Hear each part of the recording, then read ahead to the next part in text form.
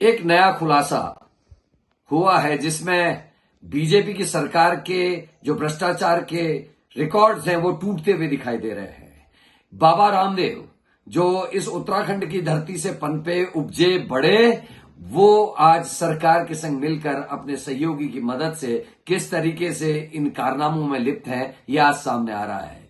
बाबा रामदेव के सहयोगी बालकिशन, जिनकी कंपनी राजस्व एरो स्पोर्ट्स एंड एडवेंचर जो कंपनी है, उसको जॉर्ज एवरेस्ट जैसी एक जगह जो बहुत ही शांत और पर्वतीय इलाका है, जहां टूरिज्म के अपार संभावनाएं हैं, खासकर एडवेंचर टूरिज्म की, उसको औने पौने दाम पे सरकार ने देने का काम किया है। और यह खुलासा बहुत बड़ा खुलासा हुआ है, क्योंकि इस कंपनी को ये टेंडर कैसे दिया गया, इसकी पूरी प्रक्रिया जो है वो दाल में काला नहीं, पूरी दाल काली है।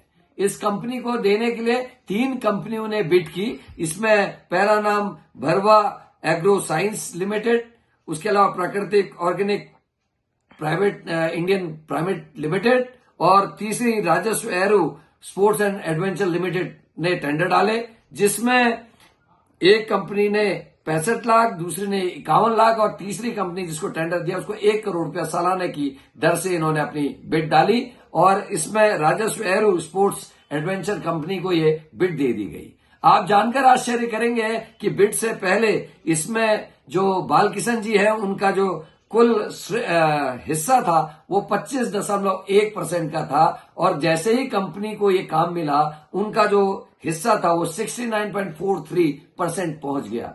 तो ये समझा जा सकता है कि किस तरीके का एक जाल रचा गया। हालांकि जो उत्तराखंड का टूरिज्म विभाग है उनको बचाने की कोशिश कर रहा है, कई किस्म की दलीलें दे रहा है, लेकिन ये समझा जा सकता है कि ये तीनों कंपनी के जो मालिक है, जिसके सर्वाधिक श्रेय है, वो बाबा रामदेव के सहयोगी बालकिशन है। चाहे वो भरवा एग्रो हो, चाहे वो इसमें प्राकृतिक ऑर्गेनिक्स हो, चाहे वो राजस्व एरो कंपनी हो, ये तीनों में मैक्सिमम शेयर होल्डर जो है वो बाबा रामदेव के सहयोगी बालकिशन है।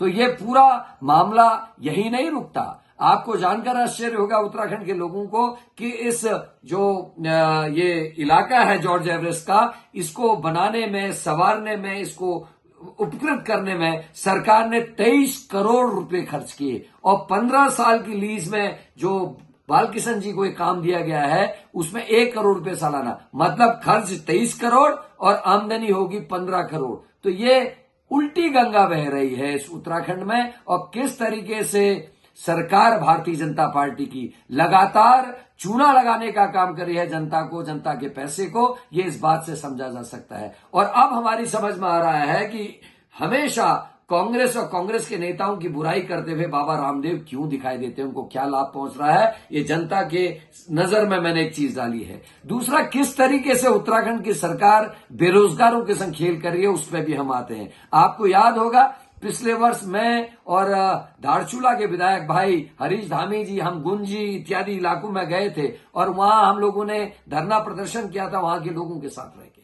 जो लोग वहां 500-600 वर्षों से परिवार के साथ रह रहे हैं, उन गांवों में उनके हक हकूक को छीन कर उनकी जमीनों को आज सरकार जब्त कर रही है, क्योंकि वहां उस समय पटवारी व्यवस्था नहीं थी। वो लोग एक प्रहरी के रूप में चाइना बॉर्डर पे हमारे परिवार के अंग के रूप में रह रहे थे, आज उनको परेशान किया जा रहा है। दूसरी तरफ वहां शिवधाम के नाम से 1500 नाली जमीन टूरिज्म विभाग को दी जा रही है, और हमारी पूरी नजर उस पर है कि कहीं ये 1500 से नाली से ज्यादा जो भूमि है, इसको भी कहीं कल को खुर्द बुर्द करके किसी प्राइवेट एजेंसी या कंपनी को ना दे दिया जाए, या किसी व्यक्ति को ना दे दिया जाए, उस पर हमारी नजर है।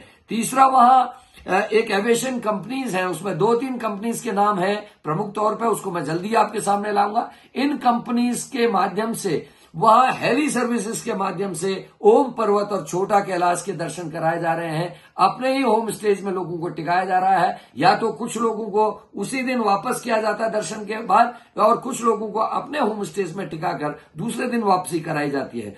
इससे धारचूला के बाद पड़ने वाले जो गांव है ओम पर्वत और छोटा कैलाश के बीच में, जिसमें गुंजी इत्यादि गांव है, उनकी सबकी रोजी रोटी के ऊपर संकट है। सरकारों का काम होता है कि decentralisation of power, decentralisation of रोजगार, लेकिन यहां उल्टा हो रहा है। यहां एक व्यक्ति को, कुछ कंपनियों को कमाने का मौका दिया जा रहा है, और जो वर्षों से, पीढ़ियों से जिनका ये रोजगार था कि वहां जो ओम पर्वत के और छोटा कैलाश के दर्शन करने जाते थे, छोटे छोटे होम स्टेज में रहते थे, गांव के लोगों की सब्जियां खरीदते थे, दूध खरीदते थे, घी खरीदते थे, वहां रहकर आनंद लेते थे और कुछ समय उनके संग व्यतीत करने के बाद वहां से विदा होते थे, आज वो सब खत्म हो रहा। सीधे हेली सर्विसेज से पहुंचाया जा रहा है, हेली सर्विसेज से वापस ले जाया जा रहा। बीच की जो कड़ी थी, बीच के लोगों के रोजगार के संग खिलवाड़ सरकार कर रही है, जो बहुत बड़े दुख का कारण है। और ये जो जॉर्ज एवरेस्ट का मामला है, उसी तरीके की कुछ स्थितियां हमारे धारचूला से लगे हुए क्षेत्रों में है, गुंजी इत्यादि क्षेत्र में, और आने वाले समय में सामरिक दृष्टि से भी ये